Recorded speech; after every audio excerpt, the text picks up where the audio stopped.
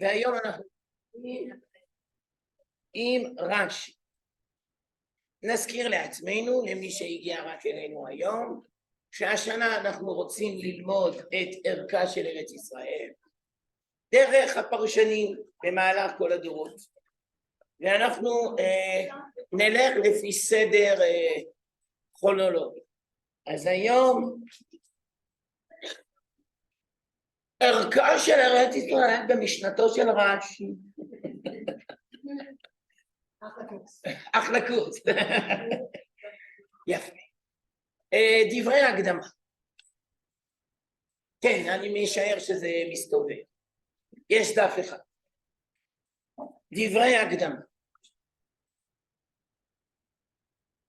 שלומדים פרשן על התורה או על התנ"ך, צריך לשים לב לכמה נקודות.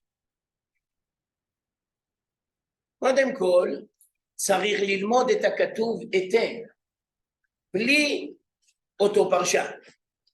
כי אם אתה לומד את הפרשן ואתה לא מכיר את הכתוב, אז ההבנה שלך היא לוקה בחסר. אז השלב הראשון זה ללמוד היטב את הכתוב. השלב השני, בדרך כלל הדתיים הם מחפפים בנקודה השנייה, זה להכיר את התקופה. כי ברור שהפרשן, דרך הפירוש שלו, מתכתב עם התקופה, מתמודד עם הפרשן חי. כן, שהתקופה שהפרשן חי בה, כי ברור שהוא מתמודד עם האתגרים שעמדו ליהודים באותה תקופה. אז אתה לא יכול ולא צריך לנתק. גם אם זה לא נאמר במפורש, אבל זה מורגש, זה מורגש. מי שמכיר את התקופה והאתגרים של התקופה, כשהוא לומד את הפרשן, אז הוא מיד מחבר, הוא מיד מקשר. ונקודה שלישית, צריך ללמוד את הפרשן לאורך, מה נגיד? לאורך החומשים או לאורך הפירוש שלו, כי ברור שהפרשן יש לו שיטה רוחנית, והוא ניגש אל הפסוקים מתוך השיטה הרוחנית שלו. אז אתה לא נדרש ללמוד את מה שהוא כותב בפסוק א' ובפסוק ה', אתה מתבקש להסתכל על השיטה. אותו דבר במילים אחרות, יש הרבה דתיים שהם לומדים הרבה תורה, אבל בסוף הם מצ'וקמקים, כי הם לא חודרים אל השיטה. אז הכל הוא אוסף של פרטים קטנים, והם לא חורזים, אין להם שיטה. אני מבקש גם לדייק בלשוני. אם יש לך שיטה, אז יש לך גם ערכים מסודרים, לפי סדרי עדיפויות. נכון. נגיד דוגמה, למה מאוד קשה ללמוד רב קוק? טוב, בראש ראשון, השפה, המבנה, המשפטים. אבל דבר נוסף שמשנתו של הרב קוק, היא מתפרסת על המון המון המון כתבים. והרבה פעמים, כמעט בכל הפעמים, אתה תראה שהרב קוק אומר דבר והיפוכו. פה הוא אומר א', ופה הוא יגיד ב', ואז אתה צריך לחדור אל השיטה. אומנם, איך אומרים? באקדמיה יש צד חיובי. בצד השלילי של האקדמיה, כשהם פוגשים סתירות, אז הם יגידו לך רב קוק א', רב קוק ב', ישעיהו א', ישעיהו ב'. זה מוכחד, זה תירוץ של מחקרים. אנחנו אומרים זה אותו רב קוק, ואתה צריך לשבור את הראש כדי לבנות את השיטה. ותמיד יש הבחנות דקות שצריך לשים לב אליהן. עד כאן דברי הקדמה. עכשיו הרקע. הרקע ההיסטורי של הפירוש של רש"י על התורה.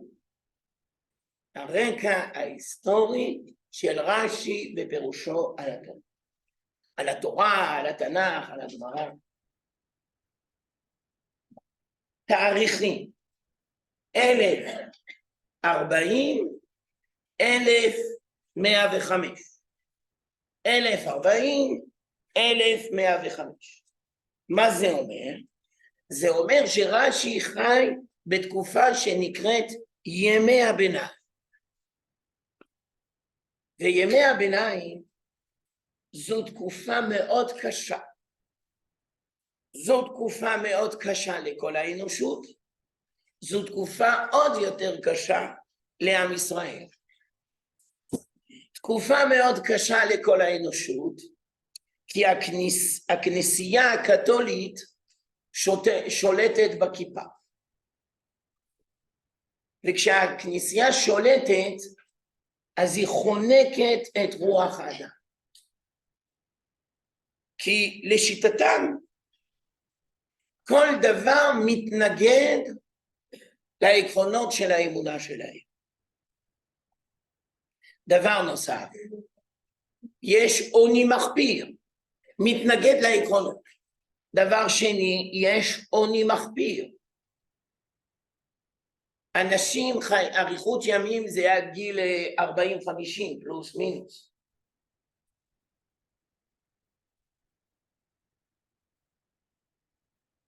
דבר שלישי, יש מסעי הצלב. מסעי הצלב זה הרצון של הנוצרים לשחרר את הקבר של אותו האיש שנמצא בירושלים ביד המוסלמים. וברור שבדרך הם הורגים את היהודים. ברור. סיפור, כדי לתת לכם הפוגה אחרי הכתיבה המאומצת. מחילה שאני מבקש ממך, לא מפריע לך להדליק קצת את המאורן, אני מרגיש חנון. אבל אל תשימי אותו ככה, כי אני לא רוצה שימותו מקור. מה? גם אנחנו צריכים. טוב, אז אני בינתיים לא. הנקודה, מה זה היה הנקודה השנייה?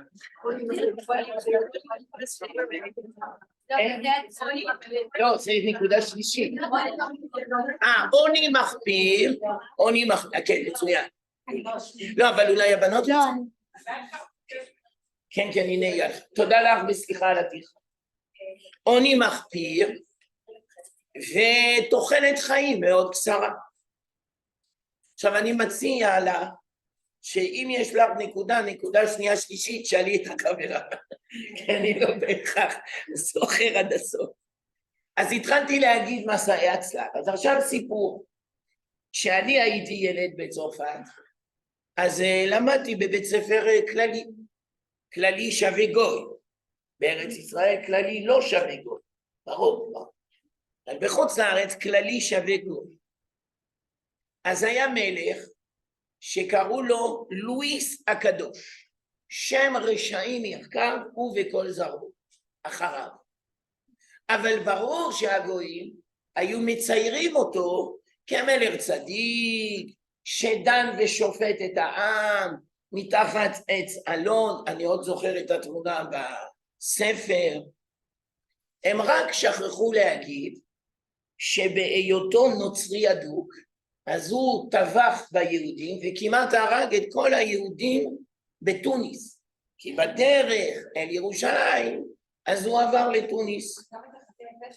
ברור, אני מתפלא על השאלה שלך, אולי שזו שאלה מכוונת שבזמן מלחמה אין חפים מפשע. הבנתי את הראש, יפה, הבנתי את הראש. אז עכשיו אנחנו מסבירים, זה רקע שהוא נכון לגוי. עכשיו ליהודים יש מלא עלילות שווא, והחגים למשל סגנון פסח זה סיוט מתמשך. דבר נוסף, מכיוון שיש הרבה עוולות חברתיות הגויים בינם לבין עצמם, אז היהודים אסור להם למשל לאחוז בקרקע, אז הם חייבים למצוא דרך מילוט אז הם עוסקים במסחר או בהלוואה, מה שנותן טיעונים אנטישמיים, כסף, עניינים, בלגן. כן, אסור להם לחיות. זה לא חדש. זה לא חדש. אז התקופה היא מאוד קשה. ואז כדאי להזכיר שזה לא כזה פשוט להישאר יהודי נאמן, מקיים תורה ומצוות באותם השנים. זה דורש מסירות נפש מאוד גדולה.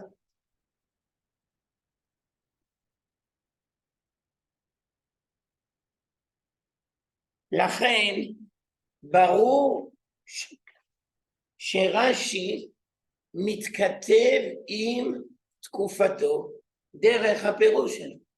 יופי, התחלתי לדאוג לה, אמרתי, תפסיד כל התשובות בגללי, זה לא יפה, לא עושים דברים כאלה.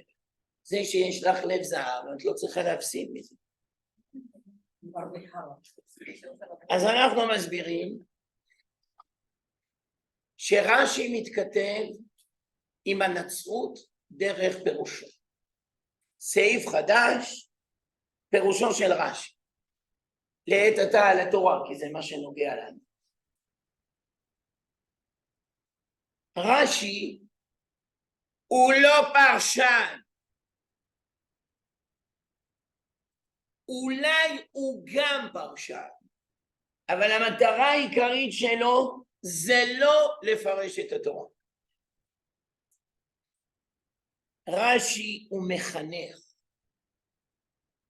רש"י רוצה לבנות זהות יהודית שורשית מקורית. והדרך שלו זה להסביר את התורה. לבנות זהות יהודית מקורית שורשית. עכשיו אני אגיד דבר והיפוכו ואני אסביר את עצמי. מצד אחד, רש"י לא חידש שום דבר. מצד שני, רש"י הוא מהפכן אדיר שלא היה כמוהו לפניו, וגם אחריו. אז אני מסביר את עצמי. רש"י הוא לא חידש שום דבר. למה? כי כל מה שכתוב ברש"י, ב-95%, זה כבר כתוב במדרשי חז"ל. על השולחן עבודה שלו, יש לו מדרשים. למשל, מדרש רבה, תנחומה.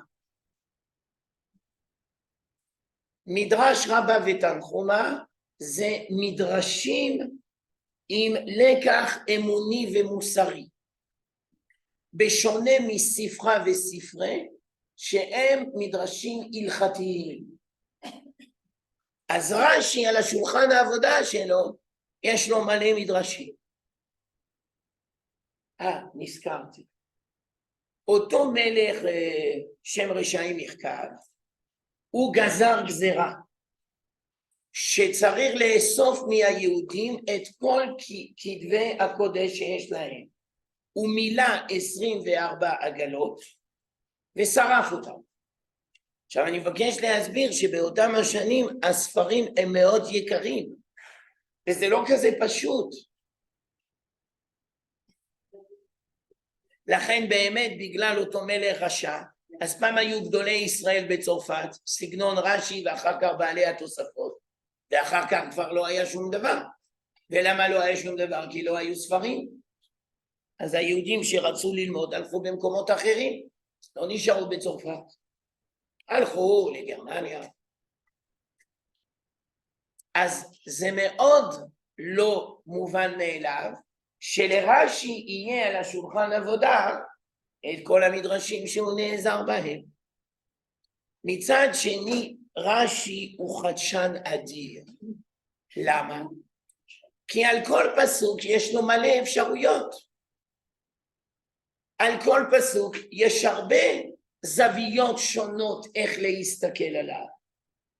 ורש"י מפעיל שיקול חינוכי, דידקטי, מה להביא ראשון, מה להביא שני. לכן באמת שלומדים רש"י, אז בכיתה ג' לומדים מה שכתוב ברש"י. אבל בגיל מאוחר יותר צריך לשאול מה היו האפשרויות שעמדו מול רש"י, ולמה הוא בחר דווקא במדרשים האלה. לכן רש"י, לפני שהוא פרשן, הוא מחנך. יש לו סולם ערכים, והוא רוצה דרך הפירוש שלו לפנות לדור שלו ולדורות הבאים. אני לא בטוח שהיהודים בתקופתו של רש"י למדו את פירושו של רש"י על התורה. לא בטוח. סביר להניח שזה היה רק במעגלים מאוד מצומצמים. אבל ברור שרש"י בפירוש שלו הוא מתכוון לכל הדורות. כלומר, יש לו ראייה עתידית. הוא לא פונה רק לדור שלו, הוא פונה לכל הדורות.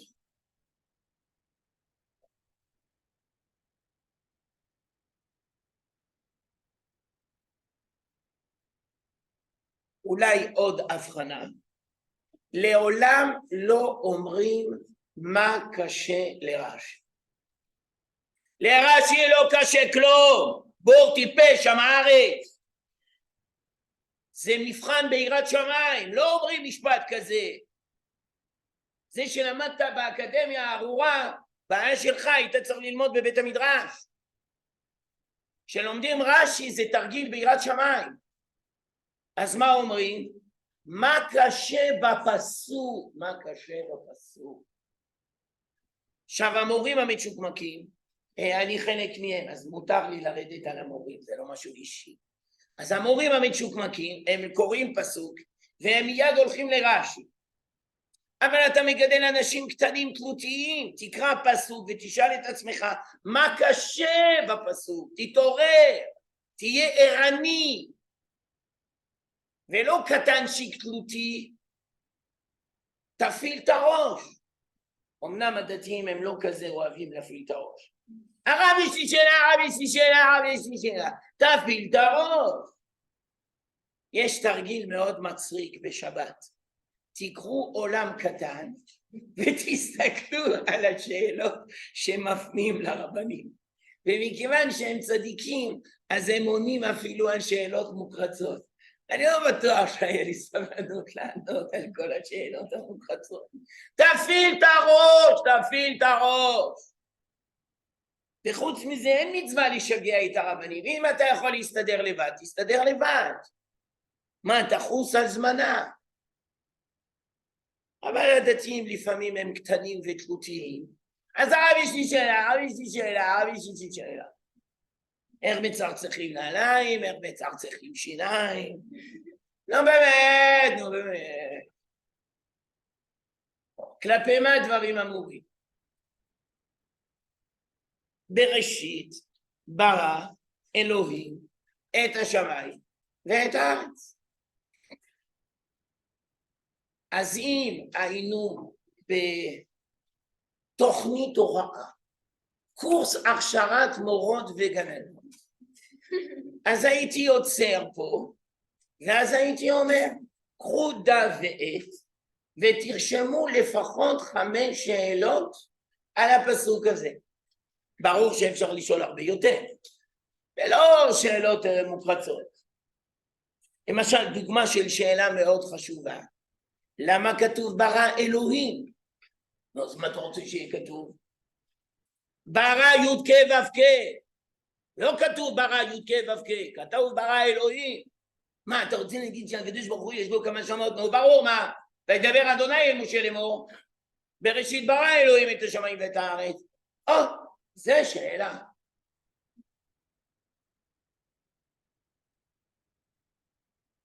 רש"י בפירושו על התורה מבקש לחנך אותנו.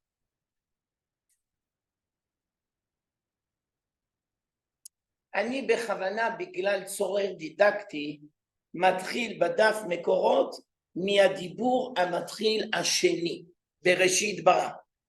זה צורך דידקטי.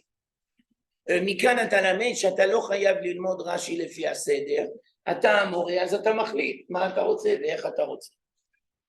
אין המקרא הזה אומר אלא דרשני. מה כתוב פה? אני מדלג כמה שורות, ואם באת לפרשו כפשוטו, כלומר,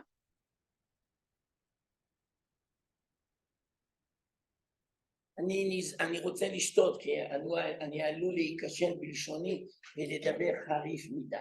נראה לי שעשיתי את המכסה, עכשיו אני צריך להירגע.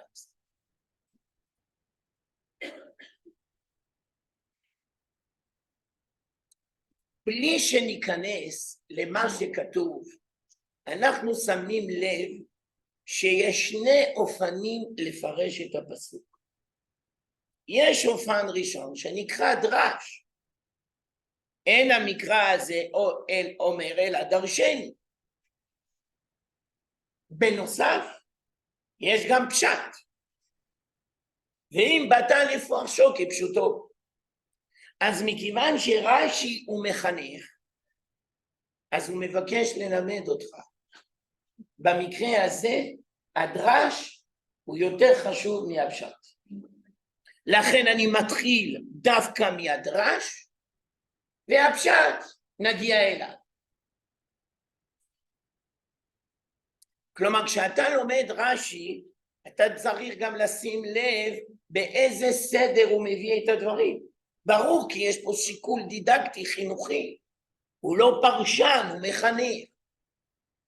אז מה אומר הדרש?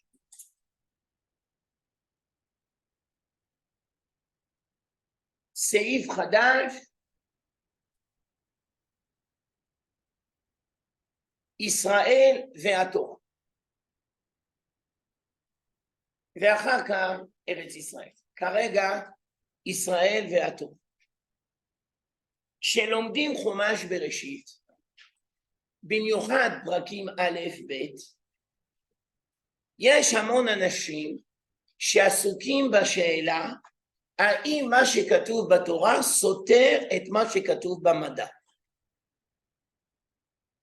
בוודאי שזאת שאלה גם חשובה, במיוחד בתקופות שלנו כי המדע מתפתח כל הזמן, ואתה עלול להישאר עם טעם מר בפה, שכאילו מה שכתוב בתורה זה סותר את מה שכתוב במדע.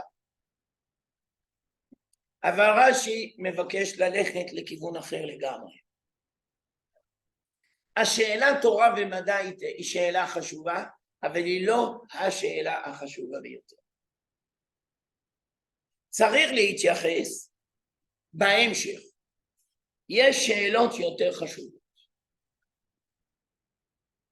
למשל, האם לעולם יש תכלית?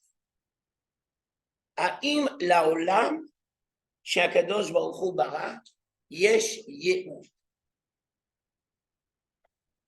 אז אם אתה מצוי בתרבות המערבית, שבעצם היא יונקת את כוחה מהתרבות היוונית, הקדומה, אז אתה תגיד, מי שקובע את התכלית זה האדם. אתה נולד, אתה מתפתח, ואתה מסיק כל מיני מסקנות.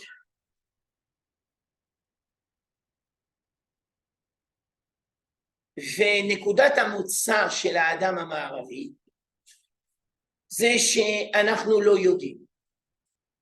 מהלא ידוע אנחנו שואפים להגיע לידוע.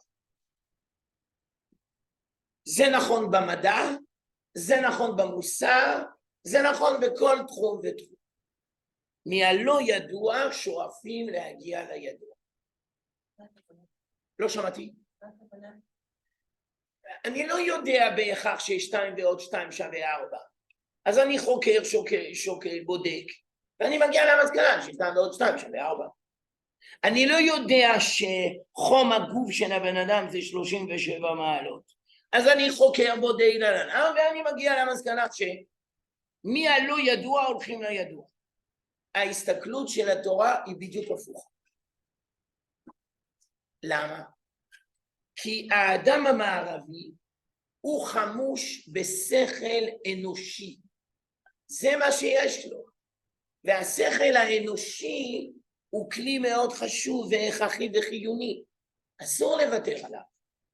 במיוחד כדי לבנות את העולם החומרי. בזכות השכל האנושי אתה יכול לבנות עולם חומרי. אבל תרבות המערב שיונקת את כוחה מהתרבות היוונית, שבת, נבחים, ראש חודש כסלו, תרבות יוונית, הם לא מחוברים לצינור של הנבואה, ברור.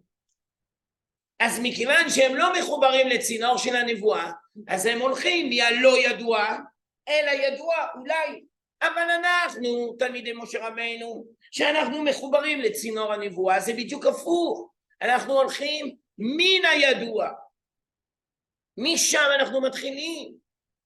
כי יש לנו סולם ערכים. ומי לימד אותנו אותו? הקדוש ברוך הוא. איפה? בתורתו הקדושה.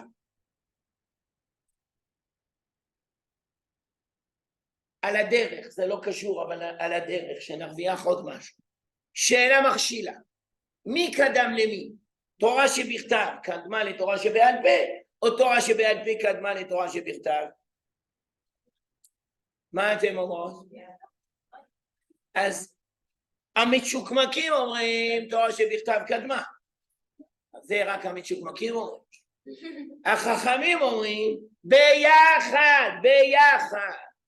תביא הוכחה, כי הקדוש ברוך הוא ומשה רבנו למדו תורה 40 יום ו40 לילה, וכשהם למדו תורה ביחד חברותה, הכל היה בעל פה. נו ברור, כי בעל פה זה עיקר העיקרי. התורה שווה אוצר, כן, אבל הוא נעול. אז מה ששווה אוצר נעול בלי מפתח, אז איפה נמצא המפתח? בתורה שבעל פה. יותר עמוק. הנוצרים הארורים טוענים בעלות על התורה שבכתב, ולכן הם גנבו מהיהודים את התורה שבכתב. תורה שבעל פה, זה הם לא מכירים. אז עכשיו אנחנו אומרים, למה אתה אדוני רש"י בפירושו על התורה מתחיל מהדרש ורק אחר כך את הפשט? כי הנוצרים הארורים מתחילים תמיד מהפשט, כי הם לא מחוברים לנבואה ולתורה שבעל פה. אבל אנחנו תלמידי משה רבנו, אנחנו מחוברים לתורה שבעל פה. המדרשים היו ידועים ממשה רבנו, הם עברו בעל פה. זה שהם נכתבו באמצע ימי בית שני, זה לא אומר שהם לא עברו במסורת. הם עברו במסורת. ובגלל שבימי בית שני עם ישראל היה על הפנים, אז החכמים אמרו אין ברירה, אנחנו חייבים לכתוב, כי אם לא זה ייעלם. אבל הדתיים המצ'וקמקים, אז הם אומרים, מכיוון שזה נכתב בימי בית שני, אז זה סימן שהרבנים המציאו. הרבנים לא המציאו שום דבר, והוא טיפש שם הארץ. כמה אפשר לטמא את המוח של היהודי עם דעות כוזבות של כפירה ארורה? הרבנים לא המציאו שום דבר. זה כבר ידוע ממשה רבנו, זה עבר במסורת. הקדמה לפירוש המשנה של הרמב"ם. איך התורה עברה? הרמב"ם מסביר בהקדמה לפירוש המשנה. שלב ראשון, משה לימד את כל התורה לאהרון הכהן. הושיב אותו על ידו ולימד אותו את הכל בעל פה. ברור. שלב שני, משה הביא את בניו, אלעזר ואיתמר, אהרון פה, אלעזר ואיתמר, ומשה חזר על הכל. ובתור כדי הוא שואל את אהרון, הרי אתה כבר שמעת, אולי יש לך שאלות. שלב שלישי, הוא מביא את הזקנים והחכמים, והכל נעשה בעל פה, בעל פה. עכשיו אני רוצה להגיד לכם יותר מזה, ואחר כך כל עם ישראל. עכשיו למה העיקר זה בעל פה? כי בעל פה יוצר מפגש. זה עיקר העיקרי. המפגש יכול להיות עם הקדוש ברוך הוא ומשה. המפגש יכול להיות עם הקדוש ברוך הוא דרך הרב והתלמיד. אבל עיקר העיקרים זה המפגש. ויותר חשוב מזה, התלמיד צריך להרגיש בנוח, לשאול את כל מה שיש לו על הלב. ברור. אתה מרגישה בנוח. לא, אז אני מעניין למה בשני בגרות, הם זכו לבנות את התפש הזה? כן, ברור, ברור, ברור. גם נגיד במדרש רמה, אמר רבי אבאו. למה כתוב אמר רבי אבאו? כי זה כבר היה ידוע, אבל בבית המדרש הוא זה שמסר אותו. אבל הוא לא המציא אותו, זה מה שאני מתכוון להסביר. זה נאמר בשמו, מבינה? הוא זכה, שהוא הצינור של הופעת תורה שבעל פה. זה לא מסוכן שהם מתעסקים בדרש, הם לא מתעסקים במצב. לכן שואלת החברה, אני חוזר על השאלה, אני אשמח לעזור לכם כי אני רואה שאתם במבוכה. דקה, אני מתייחס לשאלה. אז אמרה החברה שלנו, אולי זה מסוכן כי בזה שאתה עסוק בדרש אתה תשכח את הכתוב ואת הפשט.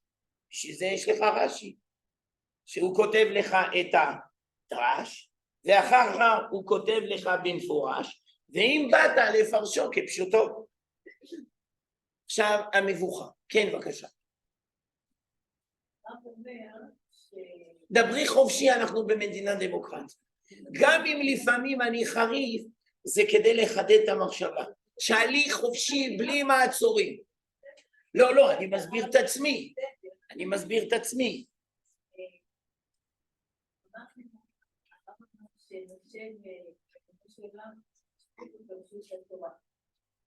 לא פרשו. למדו חברותה. למדו חברותה. מי הרב?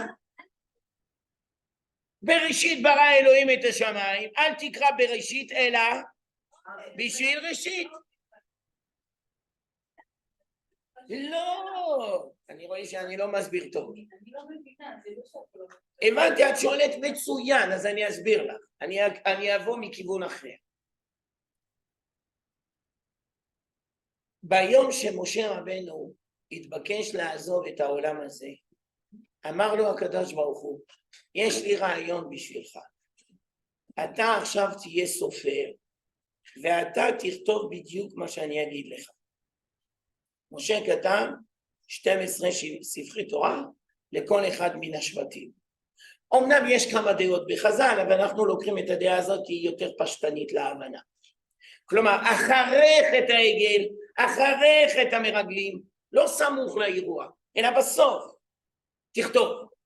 אז משה התחיל לכתוב בראשית ברא אלוהים את השמיים ואת הארץ, אוקיי?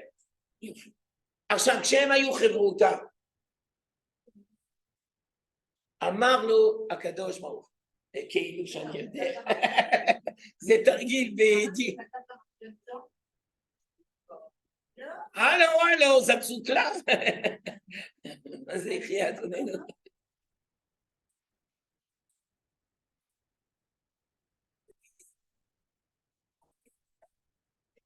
מה שהוא נתן לעם ישראל 10 הדיברות זה תמצית, זה סיכום, זה ראשי פרקים של הלימוד של 40 יום ו40 לילה. בסדר? יופי. עכשיו בעקבות זה שאת שואלת שאלה יפה, אז עכשיו זה תרגיל בדמיון מודרך, כאילו שאני יודע. אז אומר הקדוש ברוך הוא, אתה יודע, רוב האנשים כשהם נולדים, הם לא יודעים מה התכלית, והם מגששים באפלה. אבל הרי אני הקדוש ברוך הוא, אז אני רוצה לשתף אותך. אז משה שאל, מה התכלית? תלמד אותי. אומר הקדוש ברוך הוא בשמחה, אני אלמד אותך. תורה וישראל. אתה רוצה להגיד שהעולם נברא בשביל ישראל והתורה? מיד שואל משה רבנו, אבל משה רבנו, הקדוש ברוך הוא לא מבין אותך, יש מיליארדי אנשים, איך אתה יכול להגיד משפט כזה בשביל התורה ובשביל ישראל? זה נראה גזעני, זה נראה לא מתקבל על הדעת. אומר לו הקדוש ברוך הוא, שאלה יפה שאלת בני, אני אסביר לך, בסדר? זה יותר מובן? עדיין לא. מההתחלה, אוקיי, אז עכשיו, סבבה, אוקיי, בסדר. עכשיו אני רוצה להסביר. דקה שנייה. עכשיו אומר רש"י, בראשית ברא, אל תקרא בראשית בהתחלה, from the beginning, אלא בראשית הכוונה בשביל. אז אנחנו שואלים, למה אתה אדוני רש"י מתחיל מהמדרש הזה? כי אני מבקש ללמד אותך שבעולם שלנו יש תמיד פער בין רצוי ומצוי, ואם מכיוון שאתה בן אדם ואתה נולד בתוך המסגרת של העולם הזה, אז אתה מתחיל מהמצוי ואתה מגשש ומחפש את הרצוי. אבל אנחנו שקיבלנו תורה מלשון הוראה, אז אני אלמד אותך מה הרצוי, אני אלמד אותך מה התכלית. אז מה אומר רש"י? בשביל התורה ובשביל ישראל. אז אני חוזר על השאלה, אבל זה נראה מוקפץ, זה נראה מוגזם. תשובה, בשביל ישראל. איך להבין שהעולם נברא בשביל ישראל? אז ברור שאם המורה הוא מכיר רק את רש"י ואין לו כוזרי, אז הוא מצ'וקמק והוא מגדל תלמידים מצ'וקמקים. כי אם אתה מלמד את הרש"י הזה, אתה חייב להכיר כוזרי מאמר ראשון, ואתה חייב להכיר את המשל של הכוזרי, שלא כתוב בחז"ל, זה משל של ריאן, שהוא המציא אותו. מה המשל? ישראל בעמים כמו לב באיברים. וואי. אני חוזר, ישראל בעמים כמו לב באיברים. מה זה אומר? אז אנחנו מסבירים. כל האיברים הם חיים בזכות הלב. וכל עניינו של הלב זה לעשות חסד עם האיברים. אם אתה לוקח את הלב ואתה מנתק אותו מהאיברים ומאבד משימושו, אמנם בניתוח לב פתוח עושים את זה, אבל זה כמה רגעים. המטרה זה שהוא יחזור לאיברים כדי שהוא יוכל לתפקד בתור לב. עכשיו שאלה מכשילה, לא לענות מהר. מי צריך את מי? ישראל צריכים את העמים או העמים צריכים את ישראל? ברור שניהם, אומר ריאל, זה כמו לב באיברים. אז בואו נפרק. למה ישראל צריכים את העמים? כדי לבנות עולם חומרי. כי הגויים למיניהם הם אלופים בלבנות עולם חומרי. זה לא אומר שגם אנחנו לא יודעים, סגנון במבה, ווסט, דפדפות וכו'. אבל מכונת כביסה, רכב וכן על זה הדרך. אז ברור שישראל צריך את הכישרון של אומות העולם כדי לבנות עולם חומרי, זה תפקידם, ייעודם. בתורה זה נקרא ידי עשיו, ידי עשיו. אבל למה אומות העולם צריכים ישראל? כי אם יבוא חמאס, שם רשעים ירכב, אז המלחמה היא על המוסר. ברור. זה מלחמה מול עולם הרשע לעומת עולם הטוב, הטוב המוסרי, הטוב האלוקי. זה לא רק סכסוך טריטוריאלי, שאנחנו כן נכבוש עזה או לא נכבוש עזה. ברור שצריך לכבוש, ואולי הגיע הזמן גם להקים את היישובים אם היו שואלים אותי, אבל לא שאלו אותי. אבל זה לא רק סכסוך על הקרקע, זה סכסוך על הזהות, על הזהות המוסרית של העולם. מה הם הערכים שמנחים את כל האנושות? ומי קיבל אחריות על הערכים המוסריים? תשובה, ישראל, בשביל זה הם קיבלו תורה. אז כשכתוב ברש"י, בשם חז"ל כמובן, העולם נברא בשביל ישראל, מה התכוונת להגיד?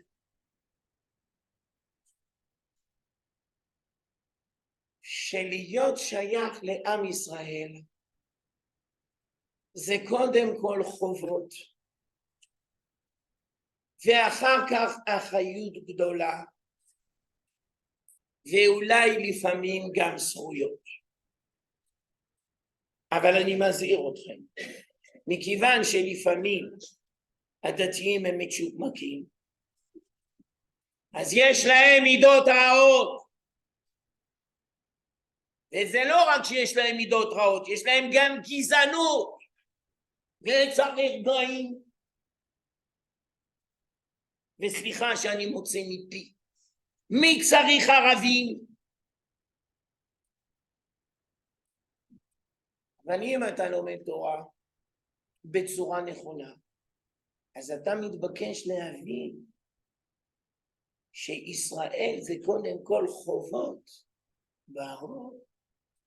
רמח"ל מפורש, מסילת ישרים, שהתברר והתאמת מה? חובתו של האדם בעולמו. להיות יהודי זה קודם כל חובות, נו ברור, אלא מה חשבת? ומתוך חובות זה גם אחריות, ברור, זה אחריות עצומה.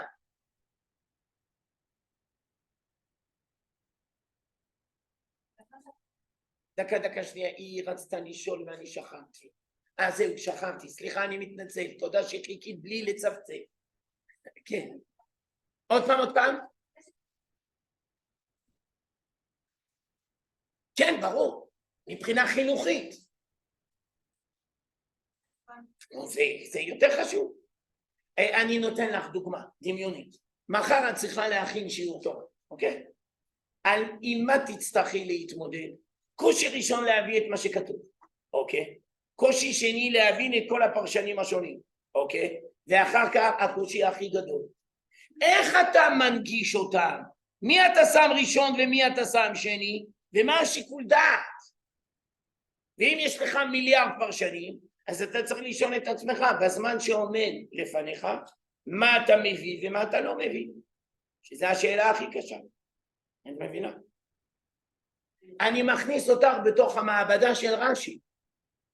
המעבדה של הרב, של המורה שמכין את השיעור, זה כמו המעבדה של רש"י, זה אותו דבר. כן, בבקשה, דקה, פוס, היא הייתה לפני. סליחה, אני מתנצל. כן, בבקשה. אוקיי, יופי, מעולה. תודה רבה. כן, בבקשה. כן, רק אם את יכולה להגביר טיפה, כן. בגן, כשדרתי להביא את התורה, ישר, כאילו, הרבה פעמים נרצים לפירושים. מפספסים את הפשט העיקרי, אם זה נכון, אם זה בעצם דרך לפרש את התורה, אז מה זה משנה? קורס הכשרת גננות. לעולם אסור להאשים את הגננת. לעולם, אמרתי 3 פעמים. אם כבר צריך להאשים את הרב שלימד בגננת.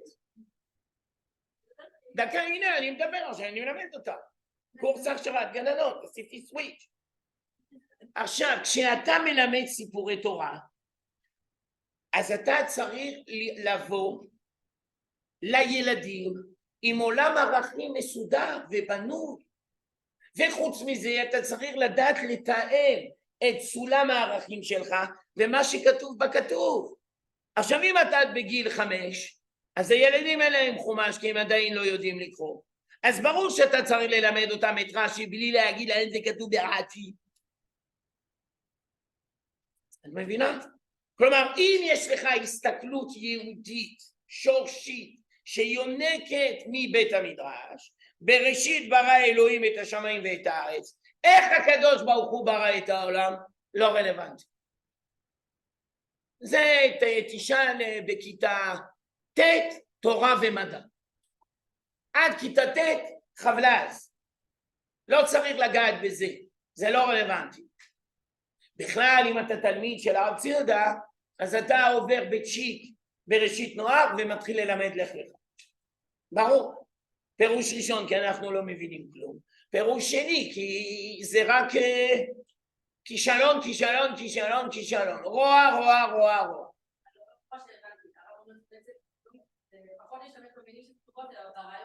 ברור. ואתה צריך גם לבחור את הפסוקים המרכזיים שאתה מתמקד עליהם. ואין איסור שבגיל 5 הוא ישנן פסוקים. וכשהוא יהיה בשירותים אז הוא ידקלם את כל הפסוקים. זה בסדר גמור, ככה זה.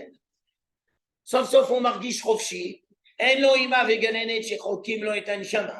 אז הוא מתחיל לשיר את כל מה שהוא למד בתלמוד תורה. ואז הוא נרדם מתוך תורה. זה בסדר, זה מצוין. הלאה.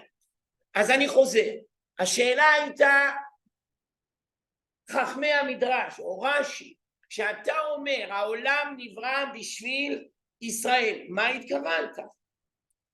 והשאלה הייתה למה תורה? אז אנחנו מסבירים, תורה מלשון הוראה, זה עולם ערכים. כלומר, האם רש"י מתכתב עם העולם הנוצרי של ימי הביניים בפירוש שלו? ברור. כי הנוצרים הרשעים ארורים, על מה הם נלחמים? פירוש ראשון על החיים של עם ישראל, פירוש שני על התורה.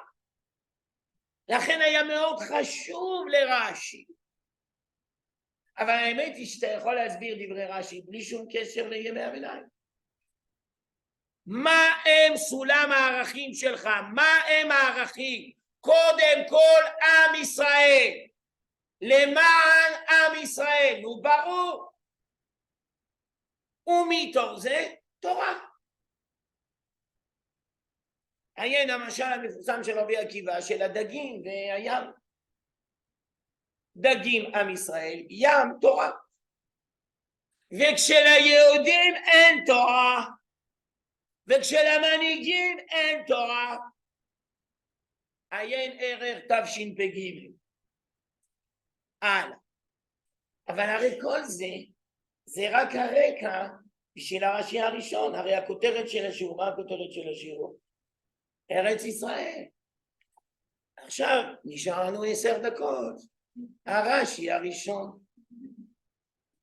אבל הבנתם שאם אתה מצ'וקמק ואתה מתחיל מהרש"י הראשון אז אתה עלול לפספס, כי אתה לא רואה את התמונה בשלמות. אז כדי להבין את הרש"י הראשון אתה צריך להציץ גם ברש"י השני. ומה עושה רש"י? הוא בונה משולש שווה צלעות. עם ישראל על פי תורת ישראל, איפה? בארץ ישראל, בארץ ישראל. זה משולש שווה צלעות.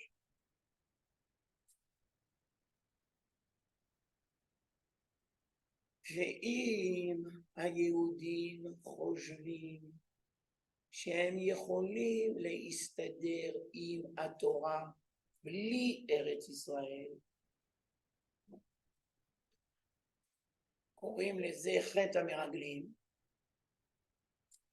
מתחיל רש"י את הפירוש שלו על התורה עם ערכה של ארץ ישראל.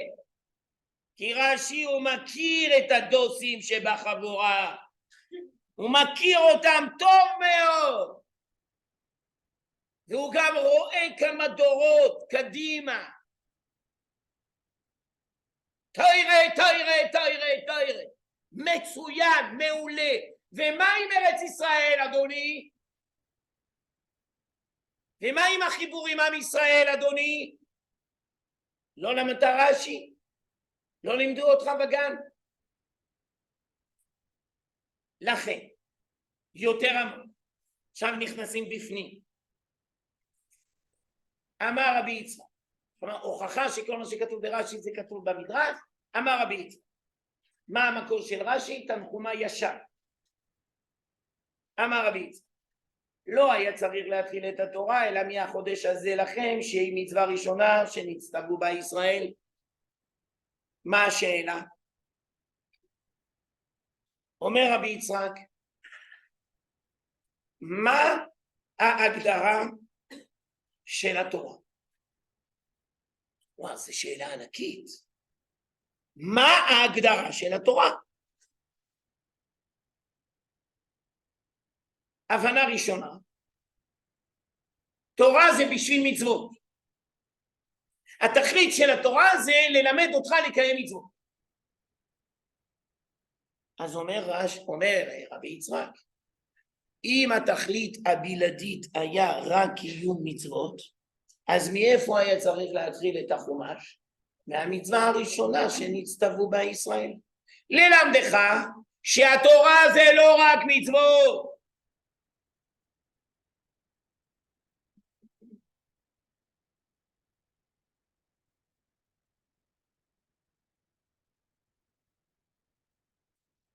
אז אם התורה זה לא רק מצוות, אז מה היא התורה?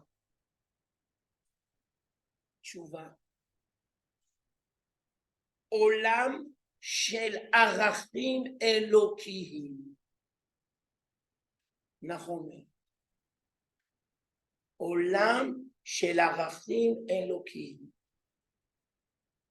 ובתור סולם הערכים האלוקיים, עליך לזכור שיש 3 ערכים מרכזיים, שאתה צריך לגדול על ידם מגיל 5.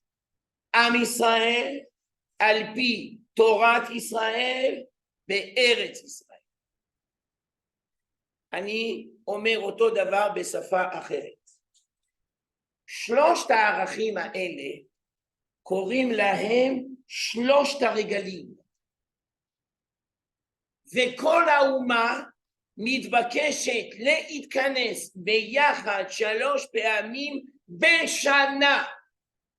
כי כל חג נועד לבנות ערך מסוים. וזה לא ערך פרטי, אלא זה ערך ציבורי, לאומי, כללי. אז אתה תגיד, בשביל מה פסח? אז אם אתה נשאר בהבנה, זה בשביל מצוות. אז פסח צריך לאכול מצות, ואסור לאכול חמץ. אתה צודק, אבל זה לא הנקודה העיקרית של פסח. בטח לא בליל הסדר. ברור שגם נאכל מצות, אבל זה לא הנקודה העיקרית. אז מה הנקודה העיקרית? להתחבר אל עם ישראל. פסח זה הופעת עם ישראל על במת ההיסטוריה. לכן בליל הסדר התפקיד העיקרי שלך זה להתחבר אל כל הסובבים ולחבר אותם. עכשיו אם אתה הופך להיות דוס מצ'וקמק, אז אתה קורא את ההגדה ואף אחד לא מבין כלום, וכולם מנתקים מגע, ואחרי הסעודה כולם פורשים.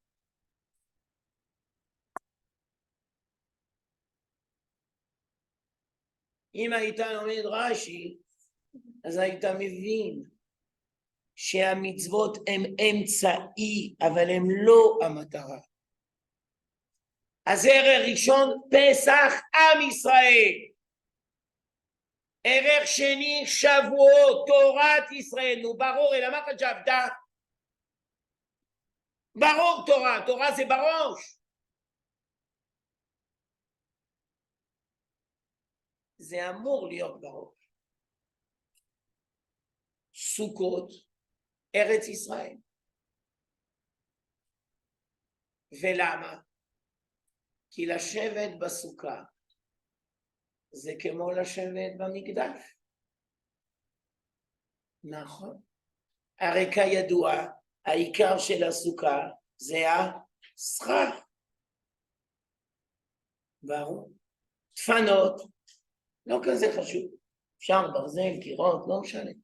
סכך, גידולו מן הארץ, גידולו מן הארץ. איזה ארץ? טורקיה או סין? קודם כל ארץ. מה בדיוק? במבו מסין. קודם כל מהארץ. פירוש שני יותר עמוק. פסח שווה אהרון הכהן. אוהב שלום, רודף שלום. שבועות משה רבנו. משה אמת, תורתו אמת. סוכות מרים. כי מה שאישה עושה לבעלה, ארץ ישראל עושה לעם ישראל. ברור. דקה, אני חוזר על המשפט. וכמו שאדם רווק הוא תלוש, פרפר, היום פה מחר שם, אז עם ישראל בגלות הוא כמו פרפר, הוא תלוש, כי אין לו קרקע, אין לו יציבות. ובזכות זה שהוא מתרתן, בזכות אשתו ועל ידי אשתו הוא הופך להיות בן אדם. אז מה הוא היה לפני זה? פרפר. עכשיו הוא בן אדם. גולם. גולם. עיין הרב טאו, פרפר גולם. זה שלב בהתפטרות. כן, בבקשה, שאלה שלה. נשאר לי 2 דקות. כן, בבקשה. סוכות זה ארץ ישראל. מרים. אישה. מרים שווה אישה, שווה קרקע. ברור. את מה שארץ ישראל עושה לעם ישראל. אמרתי, אישה, אישה. לא. עכשיו הבנתי את השאלה שלך, אז אני מעמיק בשאלה שלך. נשים חטאו בחטא המרגלים?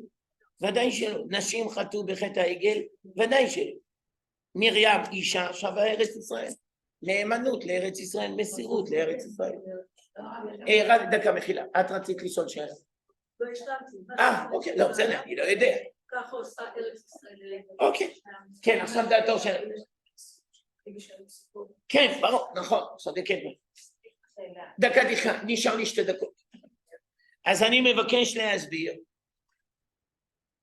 שרש"י רואה בעיני רוחו שעם ישראל עתיד לחזור לארץ ישראל, ורש"י רואה בעיני רוחו שהיהודים יהיו מבולבלים על כל הראש.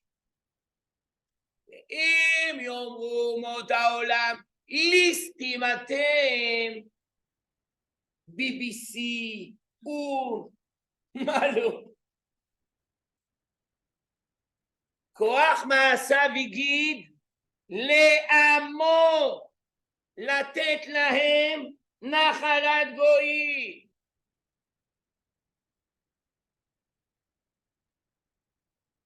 אבל היינו פה לפני 200 שנה, היינו פה לפני 2500 שנה, היינו פה לפני 4000 שנה. האם צריך להראות את יד ושם לכל הנשיאים בכירים שבאים לבקר בארץ ישראל? ברור שכן. אבל אם אתה מראה להם יד ושם מיד בהתחלה, אז מה זה אומר? שכאילו שזכות הקיום שלנו על הארץ זה בגלל השואה, שזה לא מתקבל על הדעת בשום צורה. אז צריך קודם כל להביא אותם לחברון, מערת המכפלה, עיין ערך חיי שרה, שזה הקרקע שקנינו, זה שלנו, כן, זה שלנו, קנינו. אנחנו לא כובשים, אנחנו חוזרים הביתה. מי הולך היום? מה, לא למדת רש"י? נו באמת. לא, הוא למד רש"י כמו ש... כן, גברתי. כן. בשמחה. כן.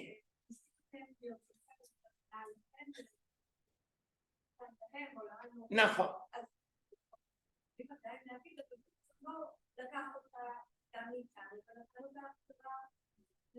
שאלה מדהימה. שאלה מדהימה, ואז את צריכה להגיד להם, זה תרגיל דמיוני, אני מתפלל כל יום שיום אחד זה יקרה. סליחה אדוני אבו מאזן, אתה מאמין באלוהים? אללהו אכבר, מוכר לך? אז הוא יגיד לך כן. ואחר כך את עושה אותו דבר עם הנוצרים. אוקיי. עכשיו תלוי אם הוא אדם משכתב היסטוריה ומקריא שואה סגנון אבו מאזן, או שהוא אדם הגון וישר. ואז אתה אומר לו, אלוהים, יש לו מה לומר איך אנחנו צריכים פה בארץ לנהל את חיינו? או זה אלוהים תקוע אי שם בשמיים? להאמין באלוהים זה נותן לך לגיטימציה להיות אדם רשע מרושע אכזרי? או שאתה מתבקש לבנות את חייך על פי ערכים מוסריים אלוקיים? אם הוא יגיד לך, אבל אתה לא כזה דוס, ואתה לא שומר שבת, ולא אוכל כשרות, ולא, אז אתה תגיד לו, סליחה אדוני, הגעת למקום הלא נכון, כי אני כן משתדל. וחוץ מזה, מי היה אחראי לשמור על ארץ ישראל עד שעם ישראל יבוא? כנען, הנכד של חם, נכון? ומה עשה כנען? זה שלי מהבית. כלומר, לא רק שאתה לא שומע בקול השם, אלא אתה גם גנב, כי השם נתן לך את זה בפיקדון. יותר עמוק. משל הזבוב. אני חורג, לא נעים לי. אני אדבר מהר. משל הזבוב. משל האדם שיש לו פצע עם דם. מגיע זבוב. נשאלת השאלה מה לעשות. הטיפשים אומרים להרוג את הזבוב. החכמים אומרים לחבוש את הפצע. כלומר, לפני שאת צריכה להיות עסוקה בשאלה מה נגיד להם, את צריכה להיות עסוקה בשאלה מה נגיד לעצמנו. כן, לכן בפסוק כתוב במפורש, כוח מעשיו יגיד לעמו. זה לא מתחיל מהם, זה מתחיל ממך, זה מתחיל מעם ישראל. אם אתה לא סגור על עצמך, אז מה אתה רוצה? זה לא יפה לגנוב להפסקה מהתלמידים. ברכת השם עליכם, תודה רבה, אני מאוד מודה לכם.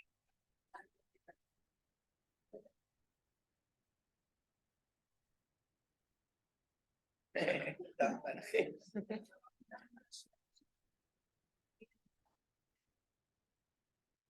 אקדמיה יש צדדים